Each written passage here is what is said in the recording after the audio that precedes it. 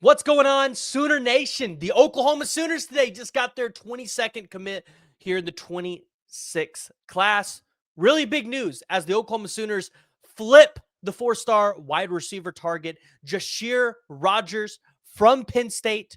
And so, of course, today we got to talk about what does this mean for Oklahoma's future and what does the rest of the 2026 class look like? Because Oklahoma is still going after a couple of 2026 wide receivers, and do they potentially want to take 5, maybe 6 wide receivers? We're going to discuss that today.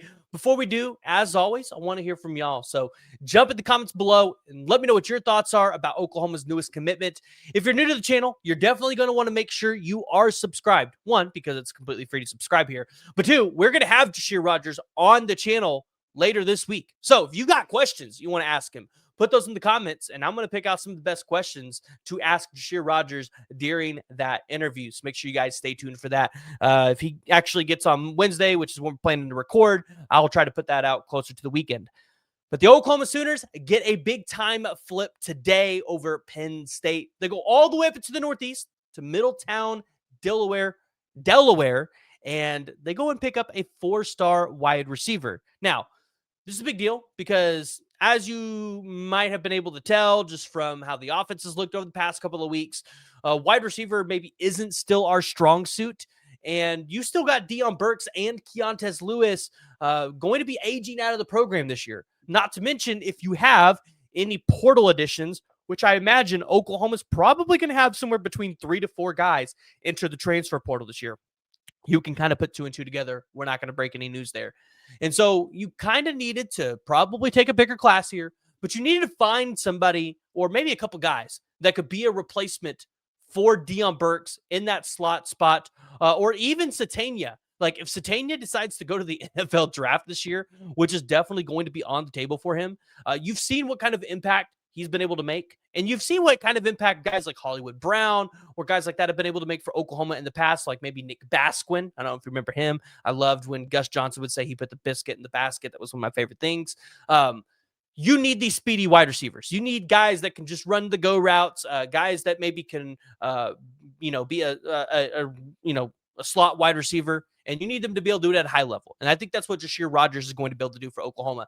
Coming in at 6 foot, 180 pounds, obviously not the biggest frame in the world, but definitely when you go watch his film, you see how he's able to utilize his athleticism to make himself play bigger than he really is. If you guys remember, we looked at his one of his highlights that he posted on Twitter a couple weeks ago when we originally looked at the offer that Oklahoma made, and he goes by the name Spider-Man on Twitter. Kid's like a legitimate Spider-Man, like completely leaped over the corner, got the ball, came down with it. Absolutely phenomenal wide receiver and somebody that I think Oklahoma fans should be excited for. Now, the question here is, what's Oklahoma going to be getting? I'm going to show you guys some of the film here so that you guys can see what Jashir Rodgers is able to do. But this gives Oklahoma their 22nd commit in this class, bringing them up to the 18th class in the entire country.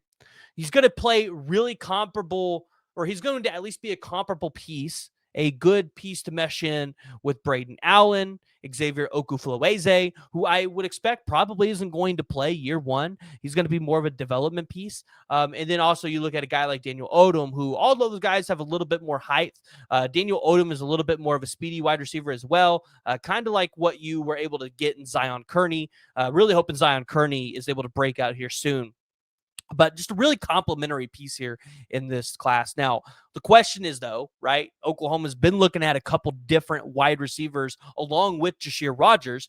What are the odds that Oklahoma continues to look at some of these other wide receivers in this class, right? Does Oklahoma potentially want to flip anybody else? And I still think it's there. I still think if Oklahoma had the opportunity, they would probably go out there and take 5 wide receivers.